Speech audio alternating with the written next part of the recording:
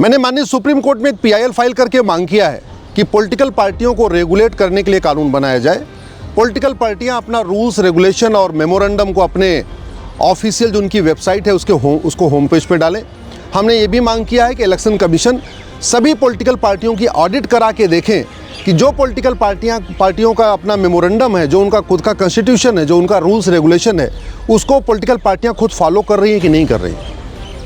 एक तरीके से पूरा का पूरा देश का जो शासन है वो पॉलिटिकल पार्टियां चलाती हैं। पॉलिटिकल पार्टी तय करती है कौन राष्ट्रपति बनेगा, कौन उपराष्ट्रपति बनेगा, कौन प्रधानमंत्री बनेगा। पॉलिटिकल पार्टी तय करती है कौन गवर्नर बनेगा, कौन मुख्यमंत्री बनेगा, किसको लोकसभा का टिकट देना है, किसको विधानसभा का टिकट देना है, किसको राज्यसभा का टिकट देना है, किसको विधान परिषद का टिकट देना है। पॉलिटिकल पार्टी मैनिफेस्टो बनाती है और जब सरकार बन जाती है तो पूरा का पूरा शासन उसी मैनिफेस्टो को इम्प्लीमेंट करता है। तो एक तरीके से इनडायरेक्टली पूरे देश को पॉलिटिकल पार्टी चलाती है, लेकिन पॉलिटिकल पार्टियों को चलाने के लिए कोई नियम कानून नहीं है। आज तक पार्लियामेंट में पॉलिटिकल पार्टियों को रेगुलेट करने के लिए कोई कानून ही नहीं बना। नतीजा ये हो रहा है, पॉलिटिकल करप्शन भी बढ़ रहा है, क्रिमिनलाइजेशन भी बढ़ रहा है, गुंडे बदमाश पॉलिटिकल पार्टियों में आ रहे हैं, माफियाओं को टिकट दिया जा रहा है।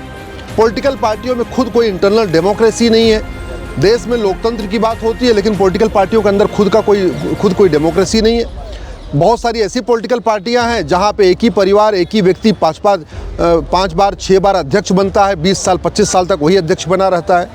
तो पूरी तरीके से पॉलिटिकल पार्टियों की तानाशाही चल रही है, क्योंकि पॉलिटिकल पार्टियों को रेगुलेट करने के लिए कोई कानून नहीं है।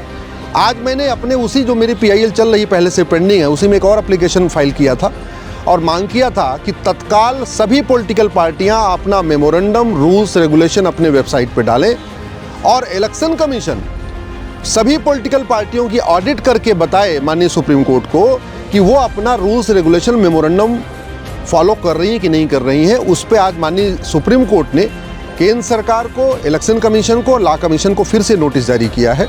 फिर से उनको कहा है कि आप 4 सप्ताह में जवाब दीजिए। माननीय सुप्रीम कोर्ट ने यह भी इंडिकेट किया है कि मामला बहुत ही इंपॉर्टेंट है, बहुत ही महत्वपूर्ण है। तो अगर जब तक पार्लियामेंट में कोई कानून नहीं बनता पॉलिटिकल पार्टियों को रेगुलेट करने के लिए, तब तक गाइडलाइन भी बनाई जा सकती है, ऐसा माननीय सुप्रीम कोर्ट ने इंडिकेट किया है।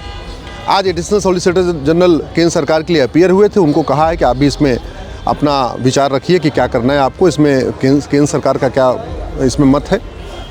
और मेरा मानना है कि जो पॉलिटिकल पार्टियां अपना खुद का रूल्स रेगुलेशन फॉलो नहीं कर रही हैं, खुद अपना मेमोरेंडम फॉलो नहीं कर रही हैं, खुद अपने यहाँ इलेक्शन नहीं करा रही हैं, ऐसी पॉलिटिकल पार्टियों की मान्यता रद्द होनी चाहिए। ये मैंने मांग किया है अपने एप्लीकेशन में।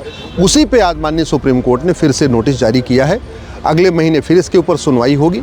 मैं आशा करता हूँ कि इलेक्शन कमीशन जो पॉलिटिकल पार्टियों का खुद का मेमोरेंडम है उसको कंप्लायंस कराएगा और पूरी कंप्लायंस करने के बाद, ऑडिट करने के बाद एक रिपोर्ट सौंपेगा कि भाई कौन कौन सी पॉलिटिकल पार्टी अपना मेमोरेंडम फॉलो करती है और कौन सी नहीं करती है, कौन कौन सी पॉलिटिकल पार्टियों में रेगुलर इलेक्शन होता है, किस में नहीं होता है। जो इलेक्शन होता है वो नाम मात्र का होता है, वास्तव में फेयर इलेक्शन होता है। ये सुनिश्चित करना ज़रूरी है। भारत में लोकतंत्र तभी अच्छा होगा जब पॉलिटिकल पार्टियों में खुद का लोकतंत्र होगा।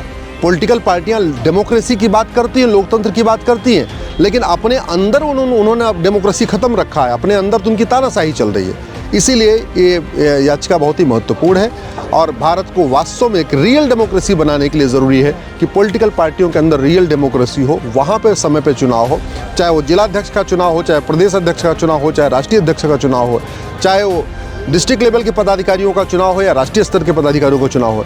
वो चुनाव वास्तव में ईमानदारी से होना चाहिए, न कि आईवाश होना चाहिए, और अच्छे लोग वहाँ पे प्रॉपर वहाँ पे भाग ले सकें, ये सुनिश्चित करने के लिए ही मैंने ये याचिका दाखिल किया है। और इलेक्शन कमीशन की ये ड्यूटी है कि वो सुनिश्चित करे कि पॉलिटिकल पार्टियां अपना खुद का मेमोरेंडम, खुद का रूल्स रेगुलेशन ईमानदारी से फॉलो करें।